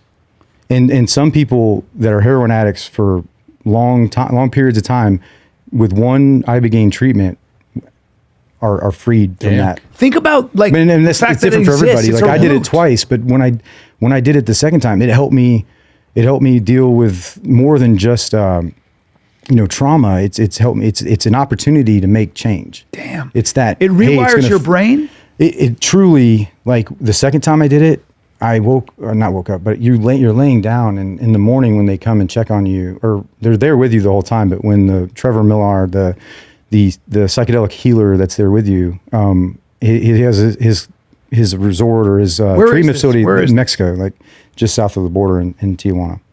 And are you lying in a bed and are you getting it intravenously? No, it's pill form. Okay. So they've basically synthesized the Ibogaine or Iboga root, because it's ceremonially in Gabon, in the region of Africa, that they've been doing this for a long, long time. They actually use it ceremonially in the Bwiti tribe for if we have a communal dispute, or if you had a miscarriage, or if you had, some just simple like issue, like they'll come together as a tribe and do these rituals, and they're all there. Everyone does them together, even though it's only you. Oh, wow. Like they're supporting you, is what I mean. And so Trevor does he creates as much as he can that type of environment. And this is actually another good point too, because I was afraid, because I'm going to relinquish control, right? Like something's going to take over in this environment, or I'm going to lose my ability to be in control. So that fear, the anxiety that started to come, and then that death of ego that happens. Yeah. It truly does happen. And that breath work is what kind of pulled me through. Even in that space, I remembered I control my own breathing. So I started breathing. You weren't tripping. So the visuals I was having, it's different for everybody. Some people talk about like a movie clip strip kind of flying in front of your face, but it's scenes from your life. Mm. And it'll stop when you ask it. You can ask, you can be, it's intuition based, but you need to have ask it some sort of questions. It can be an interactive thing. And for me, there was a certain scene, it was like this paper theater kind of thing, weird, but like the devil, like I was there doing some nefarious shit and not work related, like in my personal life. And then the devil was right there and like started to grab my shoulders, and then he like just took a hold of me, and then I started getting sucked into hell. And then I remember to breathe, because I was panicking, and I remember to breathe, and then that breath work created a space for me to remember I can pray. And I prayed to God, and when I did that, Jesus came down and rescued me. Which was something that I've always just wanted, to be rescued, to be protected. So it helped you tremendously. Yeah. Wow. Yeah, that's cool. And do they only offer it for? So a combination of like breath work and all these other, I believe in all of these mindfulness things, and being where your sports psychology, being where your feet are, right? But think about how profound that is. You're talking about it, you get emotional. Yeah. Like that the fact that I can still experience it and share it, and I'm still processing, and there is no magic pill. There is no magic therapy, man. It's work. It's just work. Yep. And if it's the work worth doing, do it to its fullest. And how long ago did you do that? That second experience was May. So a few months ago. So it was, and the first one was in November. Do you have to go back? No, it's some people, one treatment, it's a week long. You go down there for a week, and it's like you get fed catered, like, 5-star food, and it's amazing. It's just such a healing environment. And then the darkness piece, like people talk about like the psychedelic medicine and losing their, losing into the darkness of those black magic and blah, blah, blah. And I was worried about that myself, because I am on this spiritual like growth journey and conditioning. Did you ever read about Jacob when he wrestled the angel? No. So that's a story in the Bible. Is that in the Bible? Yeah, dude. It's like he wrestles with and he dislocates his hip. It's a big book. But but he I believe after that his name becomes Israel, because Israel means to wrestle with God. Yeah. So the idea is, I think I'm right about that, but Jacob's ladder, Jacob wrestles the angel. And shit. The angel comes down. But that, you really have to wonder if the writers of the Bible, if this was inspired by psychedelics. Like what you just described was like, there you are in Mexico, and the devil's trying to pull you into hell and could have won, and you remembered to breathe, and Jesus came down and saved you. That's very similar to these motifs that you read over and over again in religious scripture. Yeah. And that is real, man. It's like the psychic structures are all the same. Yep. Did you have to pay for it yourself? No. So the nonprofit, so Special Operations Care Fund, actually put me through when I did the first go round. I was a part of the TFATK research study that it's actually still ongoing. It obviously works, but it's saving lives, man. And so it's not just that modality. So they use the plant medicine, they use the brain magnetic resonance therapy. So the TMS with They do EEGs, so they measure the brave waveforms and the alpha, beta, theta, delta waves. And my shit was all fucking, they try to balance. So they basically put a magnet on your head and zap it. And it was super painful for me. It started actually causing migraines again, which I've had under control with, for a long time with being away from blasts, but also like Emgality or an auto injector, that thing that once a month. Like Amivig, or it's on the same category for migraine prevention. It's the only ones that are out there. I don't have to take that anymore though, but that's crazy. And then there's a lot of hormonal stuff. So like the balancing. So I just started that whole treatment. I've been on it for 4 or 5 months now. But like the testosterone replacement, there's a few other because your testosterone was very low, right? Yeah, from a brain injury. Yeah. That's that is screwing. A lot of it's the pituitary gland, like just gets smacked. It sits right back behind our nasal cavity, and with overpressure, and blast injuries, a lot of it's your prefrontal cortex that gets gets damaged. That's where the scar tissuing really starts to form. But then the pituitary gland, they're still trying to figure this out, but they're using which started with professional football players and now they have 20 plus years of being at war. So I think back to the trifecta study is they're going to take this data over this next year that they're doing this. They want to get 40 plus more guys through that with the 3 modalities of treatment, and then they switched up the protocol, kind of halfway through, like the order at which you do it and things like that. But between that, another organization called VETS, Veterans Exploring Treatment Solutions, which is actually Marcus Capone and Amber Capone. They're he's a former SEAL Team 6 guy that he's a huge advocate for, plant-based medicine. Marcus. Yeah. So he's based out of, what's that? Marcus Capone's doing that? Yeah. I know Marcus. That's who, so SOCF and VETS aligned. So when we do the plant medicine piece, like we do it through VETS organization. Oh, wow. Good for Marcus. But we can only do that. We can only do any of those things with private donations. Yeah. With people that are in a place where they can donate, and what you're doing though by donating is saving fucking lives. Yeah. And what it's gonna do though is now you have all these the greatest generation of warriors that are getting out and healing, and now they're going to heal this fucking society. They're going to get into positions of power and influence, whether it's political or what I'm even trying to do is impact and create and change this narrative and yeah, you don't want darkness versus the other piece of it where it's like, we're losing so many to suicide.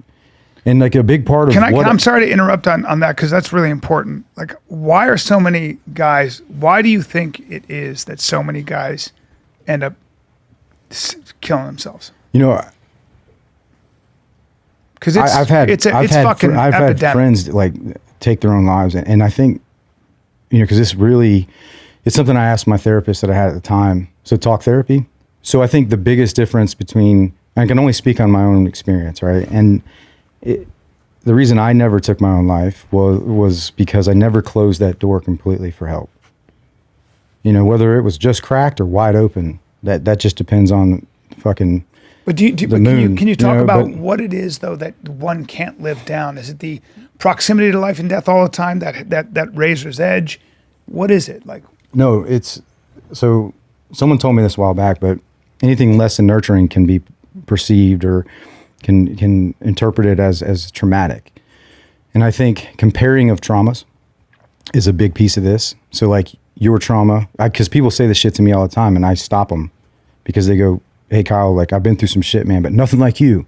And I go, well, hold on a minute. Let me just explain how I view trauma. Like it's mine. My trauma is mine. It's about my body of my journey in life up to that point, how well I was prepared to deal with whatever it was. And then how I deal with it after, my support structure, because you only deal with this sharing it with another human being and a higher being, God. That's the only way. I tried the other things, and because I never closed that door completely. And then my youngest daughter, I loved her more than my ability to love my own self. Mm-hmm. So I would never have done that to her. So that's the only reason, but I know what that space feels like where I don't know the line. There is no line, hopelessness. When hopelessness comes in, that feeling I've felt twice in my life, and that is the most scared I've ever been. And scared for people around me. Yeah. Because there was no, somebody said to me, we were talking about suicide, and the guy who listens to our podcast said, You and I were talking about suicide? yeah, and he said, because you and I were trying to understand it, and he said, Yeah. Like, what? I was like, you and me were? yeah, no. We were talking about in I general. think that's a murder than suicide. Like, Well, a guy said hopelessness. He said, you ever been in a sauna when it's so hot you can't wait to get out of the door? And he goes, it was like there was no door. And I was like, oh, fuck, I get it when you say it that way. But yeah, man. Well, this is why I think talking about this stuff is so important, because it's such a hard thing to answer your question. Is such a hard way to answer. I just know that hopelessness is the feeling that there is no line. The next step, there isn't even a step. It's just circumstantial. Had in that hopelessness, I just had the ability or the cognitive function to execute something like that. That's who you are, though, brother. I could have been one of those people. Yeah, as but well. that's who you are. You know, you put the work in. You know, you've earned it. But I also want people to know that, like, it takes work. It's the work easy. that is worth doing. Yep. Because I've only been able to get to that with that true sense of redemption. And it's not like, I don't know if I was just addicted to digging a hole, like to jump in or to climb out. Yeah. But I'm done fucking digging holes, man. Yeah, man. And that doesn't mean I'm perfect. Temptation. So my current therapist said this to me, and I love how he layers some scripture into it too, because that's what I want in my life. And you know, because I am truly trying to grow spiritually. And you know, damn it, I'm still TBI still fucking with me. What was I gonna say? You were good. You haven't had any TBI. All the brain growth trauma's piece over of here, it, brother. The redemption. Talking to your therapist, doing the work. I lost it. You're spiritual. There's a lot Working there. on being spiritual, you were saying. Yeah. When you were going into combat, those guys who were spiritual, is like, just relate this to They kind fighting. of get shunned too. Yeah. Those guys. Yeah. What do the guys? The guys that that didn't drink or didn't, and this is me speaking on my own experience, right? Like, because I used to feel, in order to fit in, I'm just going to say that, well, fuck that guy, he sucks. Yep. Like, you need darkness. You need a little darkness. Well, they get bullied. Well, no, they the get guys bullied that- because they're different. yeah, they are. They are truly the outliers, right? And you know, but those are the guys that I look back on, and I'm just so proud that They I figured even it out. experienced some of the same things with them. But you and I talked. I look at those. Hold up, I remember in fighting, there'd be a guy in the back, and we're all terrified to fight. I remember the guys who were praying; they were always more calmer. They were always. You talk to them, they go, "It's in God's hands." I was like, God, I'm jealous, man. I wish I had that comfort. Yeah. I don't, because I don't have that religious background. But I just remember looking at 'em. neither do I, though. But this is me is changing that narrative. Yeah. Right? Because I've seen the branches or the roots touch evil, right? And now, in order for the branches your to reach roots heaven, touch Carl tail. Jung, is that Your what- roots yeah. touch tail, and your branches. There's only one other way, like, and I'm going that way, because this way only ends in more misery. Yeah, you know how that ends. And alienation of everything I care about, and ultimately, and it could look different for everyone. It could just be like, oh, I'm super successful, and I'm going to die alone. Yep. Right. We're all going to die. It's just, what am I going to do with every day, you know, that I have on this earth, and also being patient with myself too. Like, temptation's one of those things that, you know, this is what I was trying to say earlier, because I still struggle, you know, with being wired, you know, a certain way, but doesn't make me a sinner. No, So, man. because Makes you if that was the human. case, then Jesus would have been a sinner. Yep. And when someone told me, I just got chills, because I truly am trying to embody that, like, in the fruit of the Spirit, and Every those saint ethos, you know, every right? saint you know has all of been those through things sin. that I've been like, integrity, honor, fucking whatever, like. You can't have integrity on the battlefield and then go and do whatever the fuck you want in your personal life. That means you don't have integrity. I don't think you can understand. And that was what me. God is without. And that being a was sinner. me. I needed to go through all of that to endure those things, to then come as close as I am and as close as I'm becoming to my Creator, to be a messenger of His intellect as I learn myself. Because the fact is like, that psychedelic experience in itself is in a group, a small group, 4 or 5 of us, right? We talk throughout there's some, you sit down and talk about your intentions for the psychedelic, the Ibogaine experience. And then you burn it in the fire ceremony when you take the first pill, and it's like the red pill, and it's, 2 of those guys were pretty specific about what I would say is like atheists. Like they don't believe in anything. But then after Friday, we sit down again after this week. Both Sing of a them different said, tune. without a doubt, like without a doubt, they believe that there is something else out there. Well, maybe I've lived a lot longer than everybody in this room, and I think that one of the things, I don't know if it's possible to come to the we might realization. get canceled for all this talk. Hopefully, Nah, I don't think so. I don't think it's possible to realize it's something much bigger than yourself and transcendent from the human experience without going through some form of destruction. And I think the gift of destruction, in whatever form it takes, like you said, like that's your trauma. But the gift of destruction is a knowing. And if you navigate it properly, and if life brings you to your knees, and it can bring you to your fucking knees because you got nowhere else to look but up, I think that comes with a great gift. And that gift is the idea that there is something much bigger, and that there is a difference between good and evil, and that there is a path toward your best self and that higher truth. I have arrived at that, and I was not that guy, you know. So You had to go through some shit to get there. Fuck yeah, But man. thank God for guys like you, man. thank God for the guys like you. the self-forgiveness piece has been the hardest thing for me to overcome. I'm sure. Is and then I use, heal without sin, cast the first stone. I used to say that over and over, even before I had this like deeper spiritual growth kind of aspects that I do now, because I wanted to believe it. I wanted to believe it, so that was how it started.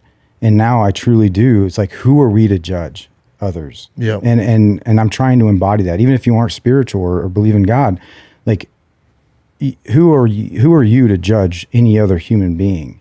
And the trauma piece of this, like the perspective, like I was like, if we all went into a room together and did some close quarters battle, some gnarly shit happens in this room, and we leave and go back to base and we're high-fiving whatever, and you look at me, because it'd probably be you, Bryan, and you're like, hey, And you'd be you're like, Kyle, you'd be like, sir, 'cause I'm Kyle, I don't know how I feel about what just went down in that room. And I look at you and I say, man, that's a fucking Tuesday. Like, go over there and continue to color. And I'm like, what did I just do there? I shut you down, for one. The likelihood of you ever saying Opening something like up, that yeah. to me again. And, for one, from a leadership perspective, that's horrible. And maybe the time isn't right then. It's just data, right? Boom. Okay, well, hey, we'll talk about that in a bit, man. But because it could just be a tactical thing, right? Yep. A tactical error. But, it's about, how you slept the night before, all the things going on back home. That's why I don't envy law enforcement, because they literally have to deal with fucking bullshit every single day. They don't know where the threat's going to come from. Yep. Or who's going to fucking Dealing with spit on them or negativity all shit on them. Yep. When every law enforcement officer you see that's there doing it for the right reasons, you should fucking thank them. Agree. And that's just how I feel, and that's just how it needs to be. But it boils down to, if I go to that point of domination, Brendan's over here, Bryan runs down the middle because he's crazy and doing the wrong things, but it's about perspective though. Like, from my perspective, I'm seeing one piece of this room. From yours, you're seeing this piece, and then from you have your eyes closed, I think. But my whole point though is that, like, why do I have my eyes closed, dude? because it's scary. Okay. And It's scary. Because I'm going to tell you this, since we're going here. I've been distracted by the big man to my left with very small feet. And those are aerobic shoes. What size shoe you Those wear, are Doug? girl shoes. Well, I'll tell you where. You got 11 them in and a the girl half. section. 11 They're not and a 11 and a half? half. Yeah, That's a that's lie. normal. You're lying on my Especially podcast. with this height. You're Yeah. lying. Because those are not. Those are Squatty. dainty shoes, and those are for Those are step Air class. Maxes, These man. are Nike Those are Air Max, Air Max, bro. 90s. They're dude. the It's a Air great Max shoe. 90 step class version. Okay. Oh, God. And you've got adorable socks. I got to run over to the other show. All right. I'm late. All right, but I'm You just guys saying. can keep going though. No, well, let's wrap it up. sure? This has been awesome. Yeah, we could. I see why Sean did 5 hours. Yeah. Yeah, because, but we're gonna do- because he's we're turning gonna- me into a guy who colors and runs down the middle with his eyes I'm closed. sorry, man. And We're I don't gonna- like No, it. you're good. Him and I are going to do a deeper discussion. Well, Kyle, we got this because Kyle was in town and we started talking and we'd been talking on family vacation, and my family vacation. Like I made sure that they were supportive of this. And yeah, I tell you what. Otherwise, like we moved mountains here and we wanted to get things. Yeah, we wanted you in, man. No, and I know. You're the best. So thank you guys very much. Of course, brother. I'm extremely grateful that communication connection that happened with us. Well, we're going to stay in touch. You had confused me with some other Kyle, which I get because I did. I thought I don't drink Monster Energy drinks and smash drywall I thought I was anymore. getting this guy from this other guy who's trying to get me his podcast and talking. I was like, yeah, I'm busy. We were just talking. I was kind of blowing him off. And then I looked out, who the fuck is Kyle Morgan? I look it up. I go, oh, geez. Yeah. I called him. I go, bro. Yeah. And then Brian called me. I was like, hell yeah, I'll make it happen. No, and I know it. So thank you. We never do podcasts today, but for moving the things around and everything. Thank you for those shoes and your small feet and your big body. Yeah, well, you're welcome. You're welcome. Well, we appreciate, man. Yeah, that was great. Dude, you're crushing it, man. No, however we can support. Yeah. Same. Likewise. Like anything you guys want to do, or I'm coming out to train with you. Yeah. Period. Yeah, that'd be fun. Yeah, I'm coming out and I'm going to videotape it. Okay. Or I'm going to shoot it, videotape. I don't know what that means. All right. Maybe. Yeah. We'll see if I release it or not. Yeah, we'll see. Do it on your platform. I'm not going to, and I will have my eyes open. All right. Well, I love you guys. Thank you. Yeah, man. Thanks, brother. Peace. You're the best, man.